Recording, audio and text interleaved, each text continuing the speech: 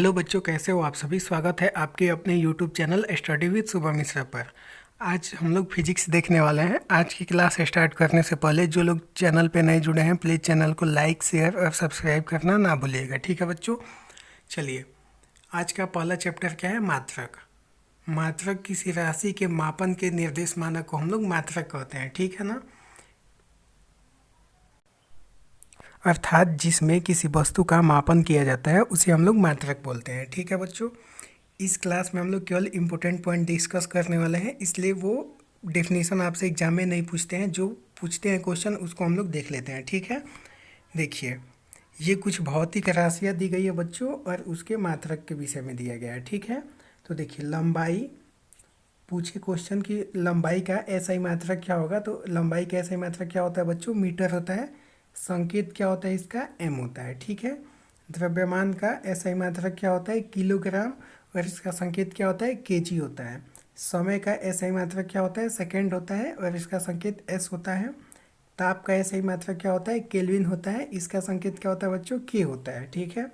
विद्युत धारा का एसआई मात्रक क्या होता है? एम्पियर होता है। इसका संकेत ए होता है। ज्योति तीव्रता का एसआई मात्रक क्या होता है? कैंडेला। इसका सिंबल क्या होता है? सी टी, ठीक है। पदार्थ का परिमाण का एसआई मात्रक होता है मोल, और इसका संकेत भी एम ओ एल होता है, ठीक है।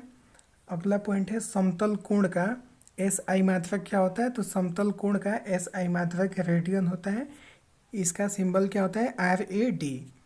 घन कोण का एस आई मात्रक होता है एस टी रेडियन, और इसका संकेत होता है एस आर, ठीक है। चलते हैं अगले पॉइंट पर। देखिए, एग्जाम में क्वेश्चन पूछ सकता है कि ताप को हम लोग किस में मापते हैं, ठीक है। तो ताप को हम लोग डिग्री सेल्सियस में मापते हैं, ठीक है। ये नया नाम है, इसको पहले पुराने नाम में हम लोग क्या बोलते थे? डिग्री सेंटीग्रेड, ठीक है। अगला है आवृत्ति। आवृत्ति को हम लोग हर्ट्ज में मापते हैं। इसका संकेत क्या होता है? एच जेड होता है, ठीक है। अगला पॉइंट है ज्योति तीव्रता।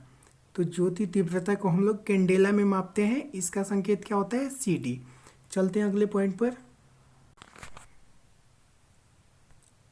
अगला पॉइंट है, देखिए, बहुत लंबी दूरियों को मापने के लिए प्रकाश वर्ष का इस्तेमाल किया जाता है, ठीक है। अर्थात प्रकाश वर्ष दूरी का मात्रक है। बहुत लंबी दूरी को मापने के लिए किसका उपयोग करते हैं हम लोग? प्रकाश वर्ष का उपयोग करते हैं, ठीक है। और प्रकाश वर्ष किसका है सही मात्रक है? तो लंबी दूरी को मापने का, ठीक है। देखिए, अब क्वेश्चन पूछ सकता है कि एक प्रकाश वर्ष किसके बराबर होता है, तो एक प्रकाश वर्ष में 9.46 गुणे 10 के पावर 15 मीटर होता है, ठीक है। यानी एक प्रकाश वर्ष 9.46 गुणे 10 के पावर 15 मीटर के बराबर होता है, ठीक है। देखिए, दूरी मापने की सबसे बड़ी इकाई क्या है? पारसेक है। दूरी मापने की सबसे बड़ी इकाई पारसेक है। देखिए, एक पारसेक में 3.26 प्रकाश वर्ष होता है, ठीक है ना। यानी एक पारसेक इक्वल टू होता है 3.26 प्रकाश वर्ष। अब देखिए, अगर मीटर में इसको लिखना हो तो क्या लिख सकते हैं? 3.08 गुणे 10 के पावर 16 मीटर। अगला पॉइंट है, बल का सीजीएस पत्ती में मात्रक डाइन होता है। एग्जाम में क्वेश्चन आया हुआ है, पूछा था क्वेश्चन कि बल का सीजीएस पत्ती में मात्रक क्या होगा, तो इसका आंसर क्या होगा? डाइन। और एस आई पत्ती में इसका मात्रक क्या होता है? न्यूटन होता है, ठीक है। चलते हैं अगले क्वेश्चन पर। अब एग्जाम में ये क्वेश्चन पूछ सकता है कि बताइए एक न्यूटन में कितने डाइन होते हैं, ठीक है। तो एक न्यूटन इक्वल टू 10 के पावर 5 डाइन होता है, ठीक है। या 10 के power 5 dyne equal to 1 newton होगा। ये क्वेश्चन घुमा के भी पूछ सकता है। अगला है कार्य का सीजीएस पत्ती में मात्रक क्या होगा? अर्घ होगा, ठीक है ना। अर्घ होता है। क्वेश्चन क्या पूछ सकता है? कार्य का सीजीएस पत्ती में मात्रक क्या होगा? तो आंसर क्या हो जाएगा? अर्घ। एवं एस आई पत्ती में इसका मात्रक क्या होगा? तो जूल हो जाएगा इसका आंसर, ठीक है।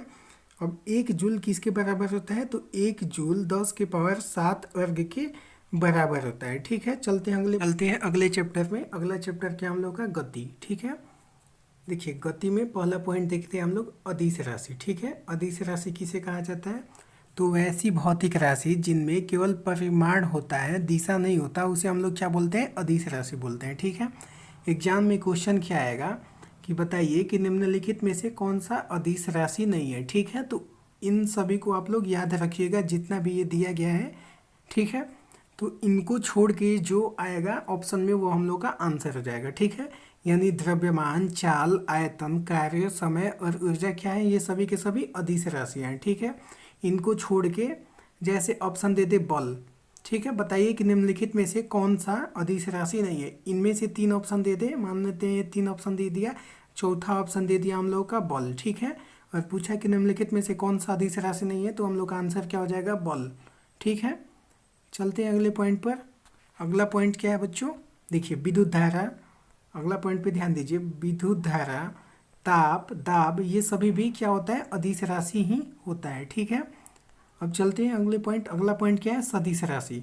वैसी भौतिक राशि जिनमें परिणाम के साथ साथ दिशा भी होती है उसे हम लोग क्या बोलते हैं, सदिश राशि बोलते हैं, ठीक है। अब सदिश राशि के अंतर्गत क्या क्या आता है, बल आता है, वेग आता है, विस्थापन आता है, ठीक है, त्वरण आता है। इसमें क्वेश्चन कैसे पूछेगा बच्चों कि बताइए निम्नलिखित में से कौन सा सदिश राशि नहीं है, तो इसमें भी इसमें से 3 ऑप्शन दे देगा, एक छोड़ देगा, एक कहीं अलग से देगा, वही हम लोग का आंसर हो जाएगा, वही सदिश राशि नहीं होगा, ठीक है। चलते हैं अगले क्वेश्चन पे। अगला क्या है, दूरी। तो देखिए किसी दिए गए समय अंतराल में वस्तु द्वारा तय किए गए मार्ग की लंबाई को हम लोग क्या बोलते हैं, दूरी। क्वेश्चन में डिफिनीशन नहीं पूछेगा एग्जाम में, ठीक है।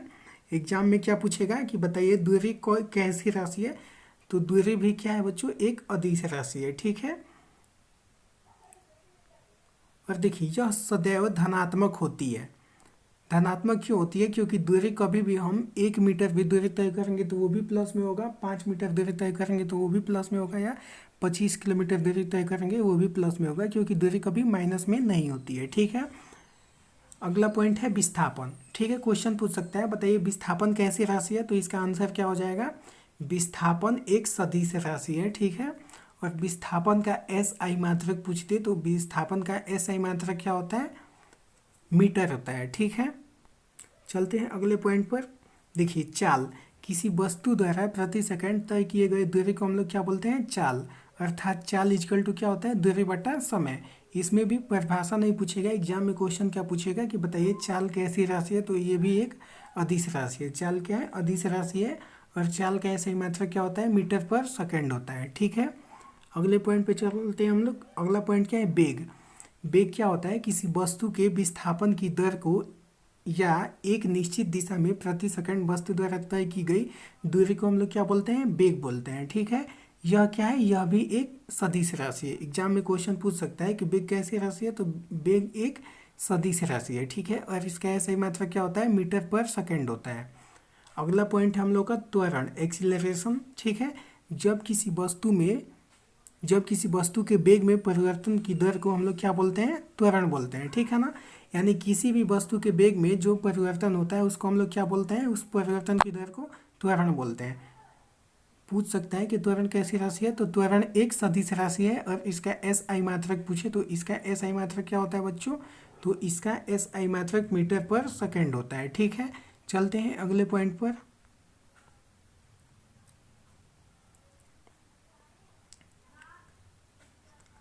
देखिए वृत्तीय गति, वैसे तो ये एग्जाम के व्यू से इम्पोर्टेंट नहीं है, लेकिन थोड़ा सा हम लोग समझ लेते हैं, ठीक है। देखिए जब कोई भी वस्तु एक वृत्ताकार पथ पर चलती है तो इस गति को, गोलाकार पथ पर चलने की गति को हम लोग क्या बोलते हैं, वृत्तीय गति बोलते हैं, ठीक है। इससे क्वेश्चन नहीं आएंगे इसलिए इसको ज़्यादा डिस्कस नहीं करेंगे हम लोग। देखिए कोणीय वेग, ठीक है। तो कोणीय वेग वृत्ताकार मार्ग पर चलने वाली गतिशील कण को वृत्त के केंद्र से मिलाने वाली रेखा 1 सेकंड में जितनी कोण से घूम जाती है उस कण का कोणीय वेग कहते हैं, ठीक है। इसमें इम्पोर्टेंट क्या है कि देखिए पूछ सकता है कि कोणीय वेग को किससे प्रकट किया जाता है, तो इसका आंसर क्या होगा, ओमेगा। यानी डब्ल्यू के आकार का होता है ओमेगा, उससे बोला जाता है, ठीक है। और ओमेगा का फार्मूला पूछ दिया तो ओमेगा इक्वल टू क्या होता है बच्चों, थीटा बाई टी होता है, ठीक है। क्या होता है, थीटा बाई टी। चलते हैं अगले पॉइंट पर। अगला पॉइंट है न्यूटन का गति का नियम, ठीक है। देखिए भौतिकी के पिता न्यूटन ने सन 1687 ईस्वी में अपनी पुस्तक प्रिंसिपिया में सबसे पहले गति के नियम को प्रतिपादित किया था। इसमें इम्पोर्टेंट क्या है बच्चों, इसमें इम्पोर्टेंट ये है कि क्वेश्चन पूछ सकता है कि फिजिक्स यानी भौतिकी का पिता किसे कहा जाता है, तो न्यूटन को कहा जाता है, ठीक है। बस यही इम्पोर्टेंट है। हो सकता है कि कोई पूछ दे कि उनकी पुस्तक का नाम क्या था, तो प्रिंसिपिया उनकी पुस्तक का नाम है, ठीक है। लेकिन ये इम्पोर्टेंट नहीं है, इम्पोर्टेंट क्या है, इनके द्वारा दिए गए गति का नियम, ठीक है। तो चलिए एक एक करके हम लोग डिस्कस कर लेते हैं, ठीक है। देखिए न्यूटन का प्रथम गति नियम को हम लोग डिस्कस कर लेते हैं, ठीक है। देखिए उन्होंने न्यूटन के प्रथम गति नियम में क्या दिया, न्यूटन ने पहला गति का नियम दिया कि यदि कोई वस्तु विराम अवस्था में है तो वह विराम अवस्था में रहेगी, यदि वह एक समान चाल से सीधी रेखा में चल रही है तो वैसे ही चलती रहेगी जब तक कि उस पर कोई बाह्य बल लगाकर उसकी वर्तमान अवस्था में परिवर्तन ना किया जाए, ठीक है।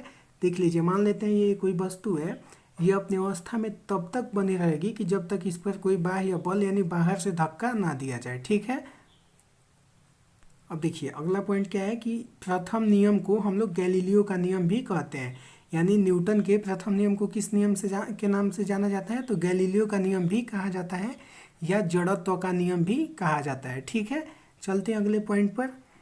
देखिए ये भी पूछ सकता है कि न्यूटन के किस गति के नियम से बल का परिभाषा निकलता है, तो इसका आंसर क्या हो जाएगा, प्रथम गति नियम से, ठीक है। न्यूटन के प्रथम गति नियम से बल का परिभाषा निकलता है। अगला पॉइंट क्या है कि बल की परिभाषा, तो बल का परिभाषा क्या है, ये एग्जाम में नहीं पूछेगा लेकिन हम लोग थोड़ा सा डिस्कस कर लेते हैं, ठीक है, क्योंकि ये हम लोग को पता होना चाहिए। तो देखिए बल वह कारक है जो किसी वस्तु की प्रारंभिक अवस्था में परिवर्तन करता है या परिवर्तन करने की चेष्टा करता है। मान लीजिए कि ये कोई चक्का है, ठीक है, गोल है। अब इसको हम लोग धक्का देंगे जब, तो ये आगे बढ़ेगा या बढ़ने की कोशिश करेगा, इसी को हम लोग बल बोलते हैं, ठीक है। अब देखिए बल एक सदिश राशि है। बल एक सदिश राशि क्यों है, क्योंकि इसमें परिमाण भी होता है और दिशा भी होता है, इसलिए यह एक सदिश राशि है। और इसका एस आई मात्रक क्या होता है, इसका एस आई मात्रक न्यूटन होता है, ठीक है। चलते हैं अगले पॉइंट पे, ठीक है बच्चों। देखिए अब कुछ पॉइंट को हम लोग डिस्कस कर लेते हैं। देखिए जड़त्व के कुछ उदाहरण, ठीक है। जड़त्व मतलब क्या होता है बच्चों, अपनी स्थिति को बनाए रखना जब तक इस पर कोई बाहरी बल क्रियाशील ना हो, ठीक है। तो देखिए जड़त्व के कुछ उदाहरण हम लोग देख लेते हैं। देखिए ठहरी हुई मोटर या रेलगाड़ी के अचानक चल पड़ने पर उसमें बैठे यात्री पीछे की ओर झुक जाते हैं। क्वेश्चन पूछ सकता है कि किस वजह से या किस कारण से ठहरी हुई मोटर या रेलगाड़ी के अचानक चल पड़ने पर उसमें बैठे यात्री झुक जाते हैं, तो इसका आंसर क्या हो जाएगा बच्चों, जड़त्व। क्या हो जाएगा, जड़त्व के कारण से होता है, ठीक है। या चलती हुई मोटर कार के अचानक रुकने पर उसमें बैठे यात्री आगे की ओर झुक जाते हैं, ये सब घटनाएं भी किसके कारण होती है, जड़त्व के कारण होती है। फिर अगला पॉइंट क्या है, कंबल को हाथ से पकड़कर डंडे से पीटने पर धूल के कण झड़कर गिर जाते हैं, क्यों, जड़त्व के कारण से, ठीक है। चलिए अगला पॉइंट देख लेते हैं हम लोग, संवेग। तो संवेग क्या होता है कि किसी वस्तु के द्रव्यमान तथा वेग के गुणनफल को उस वस्तु का संवेग कहते हैं। लेकिन एग्जाम में क्वेश्चन वो नहीं पूछेगा, क्वेश्चन क्या पूछेगा कि संवेग क्या है। तो देखिए वेग और द्रव्यमान का गुणनफल होता है, ये क्वेश्चन ग्रुप डी में आया हुआ था कि संवेग इजकल टू वाट। तो संवेग किसके बराबर होता है बच्चों, तो वेग, संवेग होता है वेग और द्रव्यमान के गुणनफल को हम लोग संवेग बोलते हैं, ठीक है। और संवेग एक सदिश राशि है, इसका एस आई मात्रक क्या होता है, किग्रा पर मीटर सेकेंड होता है, ठीक है। चलते हैं अगले क्वेश्चन पे। अगला क्वेश्चन क्या है, अगला पॉइंट है हम लोग का न्यूटन, ठीक है, न्यूटन का द्वितीय गति नियम। तो न्यूटन के द्वितीय गति नियम को भी हम लोग डिस्कस कर लेते हैं, ठीक है। तो देखिए न्यूटन का द्वितीय गति नियम कहता है कि किसी वस्तु के संवेग में परिवर्तन की दर उस वस्तु पर आरोपित बल के समानुपाती होता है तथा संवेग परिवर्तन बल की दिशा में होता है। इसका मतलब क्या हुआ बच्चों कि किसी वस्तु के संवेग में परिवर्तन उतना ही होगा, यानी वस्तु के स्थिति में परिवर्तन उतना ही होगा जितना तेज इस पर बल लगाया जाएगा, ठीक है। तथा ये बल जिस दिशा में लगाया जाएगा, ठीक है, उसका संवेग परिवर्तन भी उसी दिशा में होगा, ठीक है। अब देखिए बल के बल का परिभाषा किस नियम से निकलता है बच्चों, तो न्यूटन के प्रथम नियम से बल की परिभाषा निकलता है। लेकिन पूछ दे क्वेश्चन कि बल का व्यंजक न्यूटन के किस नियम के अनुसार निकलता है, तो F बराबर ma, ये न्यूटन के द्वितीय गति नियम से निकलता है, ठीक है। यानी बल का व्यंजक हम लोगों को न्यूटन के द्वितीय गति नियम से मिलता है, ठीक है। चलते हैं अगले क्वेश्चन पर। देखिए न्यूटन का तृतीय गति नियम को हम लोग देख लेते हैं। तो न्यूटन का तृतीय गति नियम क्या है कि प्रत्येक क्रिया के बराबर परंतु विपरीत दिशा में प्रतिक्रिया होती है। यानी ये कोई वस्तु है, जब इसको हम लोग धक्का देंगे तो जितना तेज से हम लोग धक्का देंगे ये वस्तु भी हम लोगों की तरफ उतनी ही तेजी से धक्का देगी। ठीक है, यही नियम इसका तृतीय नियम बोलता है। ठीक है, अब देखिए इसके कुछ एग्जाम्पल देख लेते हैं। देखिए जब बंदूक से गोली हम लोग चलाते हैं तो चलाने वाले को भी पीछे की ओर धक्का लगता है। नाव से किनारे पर कूदने पर नाव को पीछे की ओर हट जाना, यानी नाव से जब हम लोग कूदते हैं तो नाव पीछे की ओर हट जाता है। किसके कारण होता है? न्यूटन के तृतीय गति के नियम के कारण। ठीक है, रॉकेट को उड़ाने में। चलते हैं अगले पॉइंट पर। अगला पॉइंट क्या है? आवेग। देखिए जब कोई बड़ा बल किसी वस्तु पर थोड़े समय के लिए कार्य करता है तो बल तथा समय अंतराल के गुणनफल को वस्तु का बल का क्या बोलते हैं? आवेग बोला जाता है। ठीक है ना, यानी आवेग इक्वल टू क्या होता है बच्चों? बल गुणे समय अंतराल। ठीक है, देखिए एग्जाम में क्वेश्चन क्या आएगा वो अब डिस्कस कर लेते हैं हम लोग कि आवेग एक सदिश राशि है। पूछ सकता है कि आवेग कौन सी राशि है? तो सदिश राशि है। और आवेग का एस आई मात्रक पूछ सकता है, तो इसका एस आई मात्रक क्या होता है? न्यूटन सेकेंड होता है। ठीक है, चलते हैं आगे। अगला पॉइंट है देखिए अभिकेंद्रीय बल। तो इसमें याद करने वाला कुछ नहीं है, बस थोड़ा सा एक छोटा सा लॉजिक है, आप लोग समझ लीजिए। क्या है? जब कोई वस्तु किसी वृत्ताकार मार्ग पर चलती है तो उस पर एक बल वृत्त के केंद्र की ओर कार्य करता है। इस बल को ही हम लोग अभिकेंद्रीय बल बोलते हैं। ठीक है, तो देखिए बच्चों जब किसी वृत्ताकार पथ पर, ठीक है, हम लोग चलते हैं तो एक बल उस वृत्ताकार पथ के केंद्र पर कार्य करता है, इसे ही हम लोग अपकेंद्रीय बल बोलते हैं। ठीक है, सॉरी अभिकेंद्रीय बल बोलते हैं। ठीक है, और अगर अभिकेंद्रीय बल की अनुपस्थिति हो तो हम लोग किसी वृत्ताकार पथ पर नहीं चल सकते हैं। ठीक है, तो एग्जाम में ये क्वेश्चन पूछ सकता है कि किस बल के अभाव के कारण कोई व्यक्ति या कोई वस्तु एक वृत्ताकार पथ पर नहीं चल सकती है। तो आंसर क्या हो जाएगा? अभिकेंद्रीय बल के कारण। ठीक है, चलते हैं अगले क्वेश्चन पे। अगला क्या है पॉइंट? देखिए अपकेंद्रीय बल। ठीक है, तो अपकेंद्रीय बल में इम्पोर्टेंट इसका डेफिनेशन नहीं है बच्चों। ये देखिए अभी अपकेंद्रीय बल थोड़ा सा समझ लेते हैं। देखिए बच्चों अपकेंद्रीय बल क्या होता है? ये अभिकेंद्रीय बल के अपोजिट में काम करता है। और एक ये छद्म यानी झूठा बल होता है। देखिए जैसे हम लोग वृत्ताकार पथ पर चलते हैं तो इसके केंद्र की ओर जो बल लगता है उसे हम लोग क्या बोलते हैं? अभिकेंद्रीय बल। और जो बल इसके विपरीत दिशा में लगता है उसे हम लोग क्या बोलते हैं? अपकेंद्रीय बल। ठीक है, देखिए एग्जाम में यहाँ से क्वेश्चन क्या आएगा कि बताइए कपड़ा सुखाने वाली मशीन, ठीक है, कपड़ा सुखाने वाली मशीन किसका उदाहरण है? तो ये अपकेंद्रीय बल का उदाहरण है।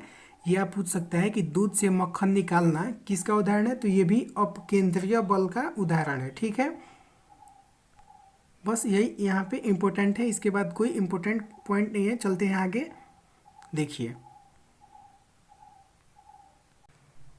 बल आघूर्ण को हम लोग देख लेते हैं। ठीक है, तो बल आघूर्ण क्या होता है बच्चों? बल द्वारा एक पिंड को एक अक्ष के परितः घुमाने की प्रवृत्ति को बल आघूर्ण कहते हैं। ठीक है, इसमें का भी डिफिनीशन इम्पोर्टेंट नहीं है। इसका पूछ क्या सकता है कि बताइए बल आघूर्ण कैसी राशि है? तो यह एक सदिश राशि है तथा इसका एस आई मात्रक न्यूटन मीटर होता है। ठीक है, बस इतना ही पॉइंट इम्पोर्टेंट है। चलते हैं आगे। देखिए अगला पॉइंट क्या है? प्रथम श्रेणी का उत्तोलक। ठीक है बच्चों, प्रथम श्रेणी का उत्तोलक। तो देखिए क्वेश्चन पूछ सकता है कि निम्नलिखित में से कौन सा प्रथम श्रेणी का उत्तोलक नहीं है। तो इसको बनाने के लिए सबसे पहले आप लोग को ये पता होना चाहिए कि कौन सा प्रथम श्रेणी का उत्तोलक है। ठीक है, तो प्रथम श्रेणी का उत्तोलक क्या होता है? कैंची, पिलास, सिणासी, कील उखाड़ने की मशीन, शीश चूल्हा, साइकिल का ब्रेक और हेडपंप, ये सभी किसके एग्जाम्पल हैं? तो ये प्रथम श्रेणी के उत्तोलक के। ठीक है, चलते हैं अगले पॉइंट पर हम लोग। देखिए अब डिस्कस कर लेते हैं द्वितीय श्रेणी के उत्तोलक। ठीक है, तो द्वितीय श्रेणी के उत्तोलक के अंतर्गत कौन कौन सा आता है? देखिए, सरौता, नींबू निचोड़ने की मशीन, एक पहिए की कूड़ा धोने की गाड़ी, ये सब किसके अंतर्गत आते हैं बच्चों? द्वितीय श्रेणी के उत्तोलक के अंतर्गत आते हैं। यहाँ से एग्जाम में क्वेश्चन बस यही पूछ सकता है कि निम्नलिखित में से कौन द्वितीय श्रेणी का उत्तोलक है और कौन नहीं है। दोनों में से एक ही कोई क्वेश्चन हो सकता है। तो ये आप लोग बस ये लास्ट वाला पॉइंट याद कीजिए। इतना लंबा चौड़ा जाने की कोई आवश्यकता नहीं है, हम लोग को एग्जाम निकालना है, विद्वान नहीं बनना है, ठीक है। चलते हैं अगले पॉइंट पर। अगला पॉइंट क्या है? तृतीय श्रेणी का उत्तोलक, ठीक है। तो तृतीय श्रेणी के उत्तोलक के अंतर्गत क्या क्या आता है? चिमटा आता है, मनुष्य का हाथ आता है, ठीक है। चलते हैं अगले पॉइंट पर। तो देखिए, गुरुत्व केंद्र डिस्कस करते हैं हम लोग। गुरुत्व केंद्र यानी सेंटर ऑफ ग्रेविटी। देखिए, किसी वस्तु का गुरुत्व केंद्र वह बिंदु है जहां वस्तु का समस्त भार कार्य करता है, चाहे वह वस्तु जिस स्थिति में रखी गई है, ठीक है।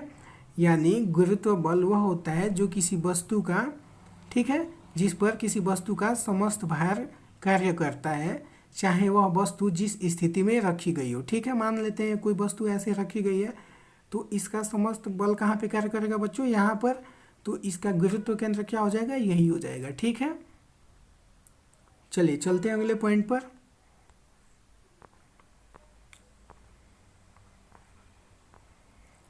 देखिए, अब हम लोग का थर्ड चैप्टर क्या है बच्चों? कार्य, ऊर्जा एवं शक्ति, ठीक है। तो कार्य क्या होता है बच्चों? देखिए, कार्य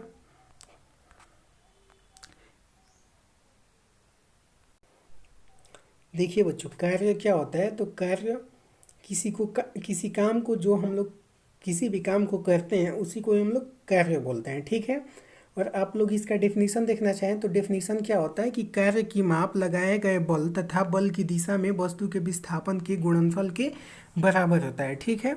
एग्जाम में ये क्वेश्चन नहीं आने वाले हैं, एग्जाम में पूछ के आ सकता है कि बताइए कार्य क्या है? तो कार्य एक अदिश राशि है, ये पूछ सकता है, ठीक है। या इसका एस आई मात्रक पूछ देगा कि कार्य का एस आई मात्रक बताइए। तो कार्य का एस आई मात्रक क्या होता है बच्चों? जूल होता है, ठीक है। चलते हैं अगले क्वेश्चन पर। देखिए, अगला पॉइंट क्या है बच्चों? ऊर्जा यानी एनर्जी। अब देखिए, किसी वस्तु की कार्य करने की क्षमता को उस वस्तु की ऊर्जा कहता है, ठीक है। इसमें भी इम्पोर्टेंट ये है कि ऊर्जा क्या है? एक अदिश राशि है और इसका एस आई मात्रक क्या होता है? जूल होता है। कार्य का भी एस आई मात्रक जूल होता है और ऊर्जा का भी एस आई मात्रक जूल ही होता है, ठीक है। चलते हैं अगले पॉइंट पे। देखिए, अगला पॉइंट हम लोग का क्या है? गतिज ऊर्जा, ठीक है। तो देखिए, किसी वस्तु में उसकी गति के कारण कार्य करने की जो क्षमता आ जाती है उसे हम लोग क्या बोलते हैं? गतिज ऊर्जा बोलते हैं, ठीक है। एग्जाम में क्वेश्चन क्या आएगा कि गतिज ऊर्जा का व्यंजक निम्नलिखित में से क्या है? तो उसका आंसर क्या हो जाएगा? के ई इक्वल टू 1/2 mv²। या पूछ सकता है, ये दे देगा कि के ई इक्वल टू 1/2 mv²। यह व्यंजक किसका है? तो ये किसका है बच्चों? गतिज ऊर्जा का व्यंजक है, ठीक है। चलते हैं अगले पॉइंट पर हम लोग। अगला पॉइंट क्या है बच्चों? स्थितिज ऊर्जा, ठीक है। चलिए, स्थितिज ऊर्जा को हम लोग डिस्कस कर लेते हैं, ठीक है। तो स्थितिज ऊर्जा क्या होता है बच्चों? जब किसी वस्तु में विशेष अवस्था या स्थिति के कारण कार्य करने की क्षमता आ जाना क्या कहलाती है? स्थितिज ऊर्जा। इसका भी डेफिनेशन नहीं पूछेगा एग्जाम में, पूछेगा क्या कि बताइए बांध बनाकर इकट्ठा किए गए पानी की ऊर्जा कौन सी ऊर्जा है, ठीक है। ये बहुत बार इससे क्वेश्चन आया हुआ भी है, तो इसको थोड़े से ध्यान से देखिएगा। ये पॉइंट बहुत ही इम्पोर्टेंट है, ठीक है।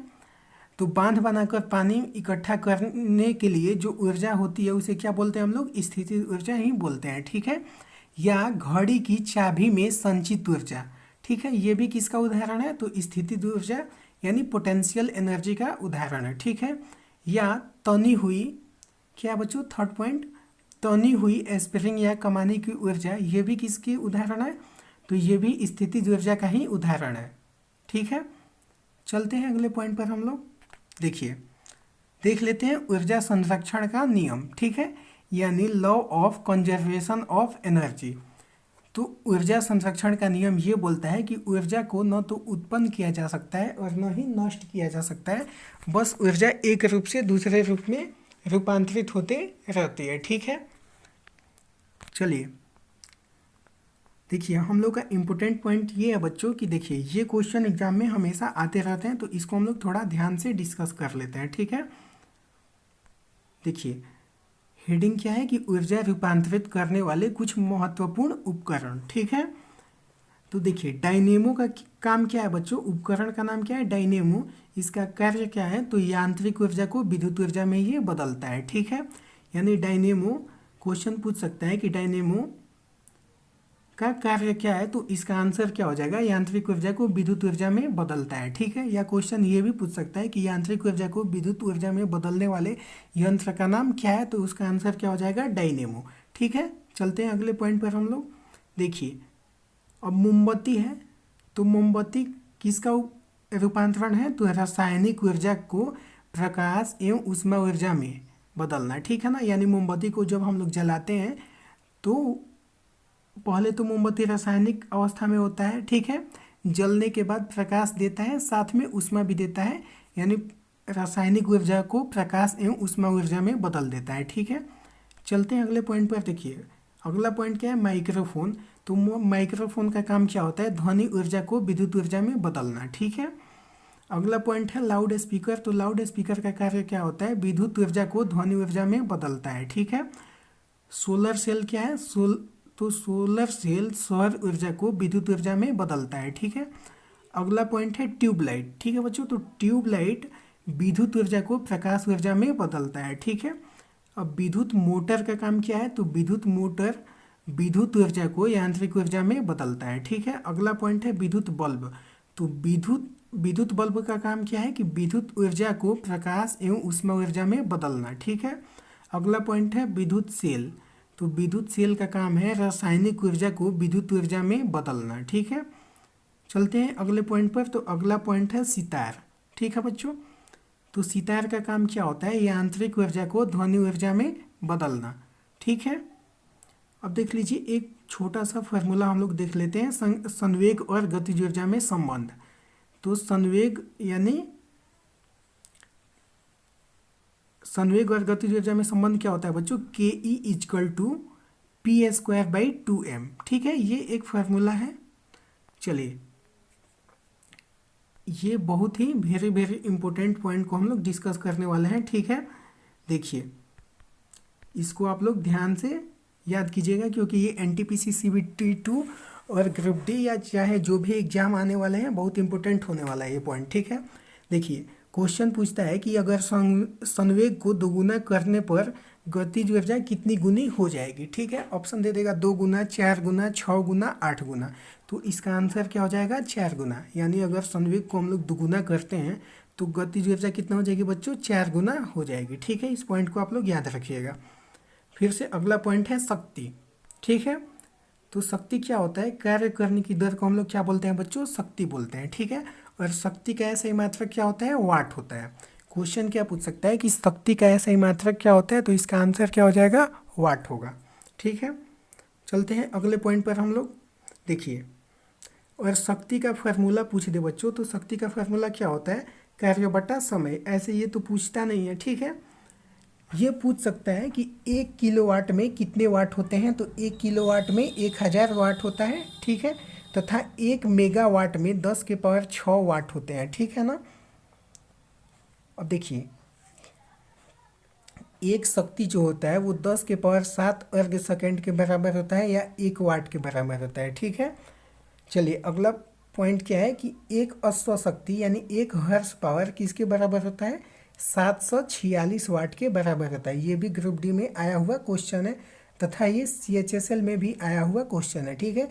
पूछा था कि एक अश्व शक्ति किसके बराबर होता है, तो 746 वाट के बराबर होता है, ठीक है। चलिए आज की क्लास का लास्ट पॉइंट देख लेते हैं हम लोग। देखिए वाट, किलोवाट, मेगावाट तथा हॉर्स पावर ये किसके मात्रक हैं, तो ये सभी शक्ति के मात्रक हैं, ठीक है। और वही पूछ दे कि watt second, watt hour, kilowatt hour ये सभी किसके उदाहरण है, तो ये कार्य अथवा ऊर्जा के ये सब मात्रक है, ठीक है। यानी watt second, watt hour, kilowatt hour ये सभी ऊर्जा के मात्रक है, ठीक है बच्चों। आज की क्लास के लिए इतना ही। आप लोग कमेंट करके ज़रूर बताइए कि आज की क्लास कैसी लगी, और अभी तक चैनल को सब्सक्राइब नहीं किया है तो प्लीज़ चैनल को सब्सक्राइब कर लीजिए।